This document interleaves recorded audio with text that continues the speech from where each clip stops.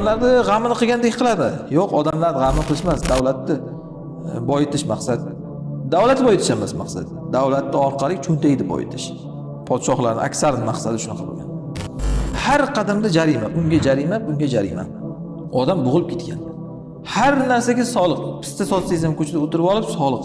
Asli bu mukus deyiladi shariatda. Bundan og'ir gunoh yo'q, mukus gunohidan. Shariatda musulmon kishidan zakot olinadi bo'ldi. Boshqaruvchilarning eng yomoni odamlarni ezib sindirib tashlagan. Rasululloh sollallohu alayhi vasallam shuning uchun qarg'aganlar mana shunaqalardi. Kimda-kim mana shunaqa qilib ummatimdan bir narsaga bosh bo'lib olib, ularga mashaqqat qilsa, sen ham unga mashaqqat qil deganlar. Ertaga hali qiyomat bor. Odamlarga qiyin qilish qanaqaligini o'shanda ko'radi keyin. Odamlarga qiyin qilish qanaqaligini o'shanda ko'radi. Bismillahirrohmanirrohim. Boshliq odamga rifq kerak. Qo'l ostidagilarga. Bu faqat mana prezidentlarga, hokimlarga aytilayotgan gap emas. Avvalo o'shalar albatta. Hammamiz boshlig'imiz. Masalan, siz qo'l ostingizda bir 10-20 ta odam ishlaydi. Maktabda direktorsiz.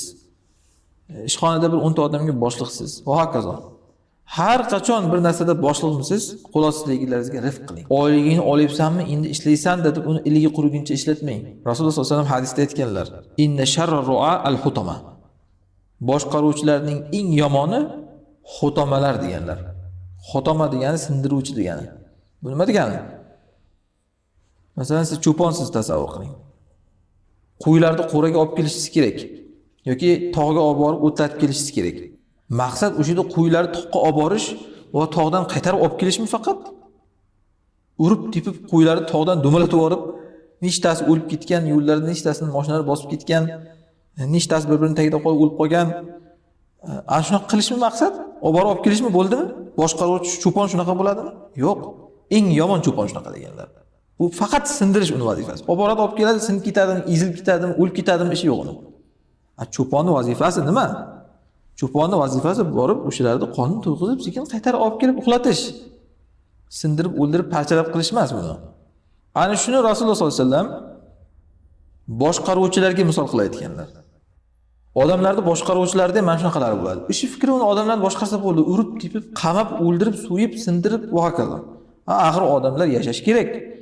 Odam u ham hayvon emas, hayvon bo'lsa ham bunday qilish mumkin emas. Yo'q, tushunmaydi. Har qadamda jarima, masalan, hozir qarang. O'zicha odamlarni g'amini qilgandek qiladi. Yo'q, odamlar g'amini qilishmas, davlatni boyitish maqsad.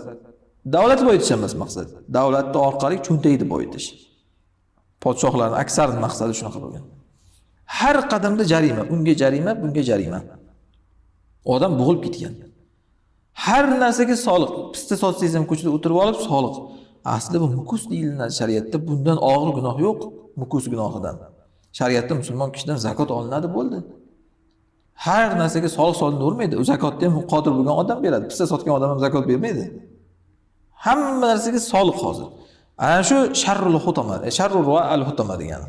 Boshqaruvchilarning eng yomoni odamlarni ezib sindirib tashlagan. Rasululloh sollallohu alayhi vasallam hadisda aytganlar: "Allohumma man waliya min amri ummati shay'an fashaqqa alayhim fashquq alayh. Va man waliya min amri ummati shay'an farafiqa bihim farfuq bihi." Allohim men ummatimdan meni qaysiki bir kishi ummatimdan bir ishga boshliq bo'lsa-da, ularga qiyinchilik qilsa, unga sen ham qiyin qilib qo'y deganlar. Ummatimdan kimda-kim bir ishga boshliq bo'lsa-da, keyin ularga rifq qilsa, sen ham unga rifq qil deganlar. O'zini hayotini o'zi qiynaydi ana shunaqangi boshliqlar. Bugun dunyoda o'zi qiynaladi. Xotinidan topadi, bolasidan topadi va o'zidan boshqa zolimdan topadi hali. Ertaga hali qiyomat bor. Odamlarga qiyin qilish qanaqaligini o'shanda ko'radi keyin. Odamlarga har narsasiga ezib hisobga olish, niyatigacha uni jazolash, unday qilmoqchi ekansan, bunday qilmoqchi ekansan deb qamash 10 yillab, 20 yillab. Ana shunda qiyomatda ko'radi o'zini ham Alloh qanday jazolaydi. Bitta nashida eshitgani uchun odamlarni olib qamab o'rganlar, ertaga ko'radi bitta qo'shiq eshitgani uchun Alloh uni qanaqa jazolaydi. Rasululloh sollallohu alayhi vasallam shuning uchun qarg'aganlar mana shunaqalardi. Kimda-kim mana shunaqa qilib ummatimdan bir narsaga bosh bo'lib, ularga mashaqqat qilsa, sen ham unga mashaqqat qil deganlar. Kimda-kim ummatimdan bir ishga boshliq bo'lganda yumshoqlik qilgan bo'lsa, sen unga yumshoqlik qil deganlar. Yumshoq boshliqqa Alloh ham yumshoqlik qiladi hisobidan. Ertaga Allohning oldida turish bor. Boshliq bo'lib o'tib ketdi emas maqsad. Bugun bu narsani ichki hayotimizda ham Masalan, qaynona qaynotalar, o'zingni ham qizing bo'lishi mumkin. Ertaga u ham kimnikigadir kelin bo'lib tushadi borib. Qizing bo'lmagan taqdirda ham o'g'lingning qizi bo'lar. U kimnikigadir kelin bo'lib tushadi borib. Odamlarning qizlari ham qizi uni. Uni ham sal yumshoq muomala qil. Sochi supurgi emas senga. Qo'li belkurak emas uni. Hammaga o'zining bolasi unga hurmatlik. Seni ham bolang shu ahvolga tushishni istamasang, birovning bolasiga yumshoqlik qil. U ham uxlasin, u ham yeb ichsin. U ham o'ynab kulsin eri bilan. Ko'rolmay ketadi ba'zi qaynona qaynotalarni ko'rasiz. Kelin kulmasligi kerak. Kelin eri bilan o'ynashib yotgan bo'lsa, endi o'ldi. Erigina o'lib qopsan deb izaveradi. Shular o'zi ham bir vaqtlar kelin bo'lmagan majablanasiz shunaqangi qaynonalar. Ko'pincha bular bo'lgan, o'zi mana shunaqangi zulm ko'rgani uchun alamini endi kelindan oladi navzubillah.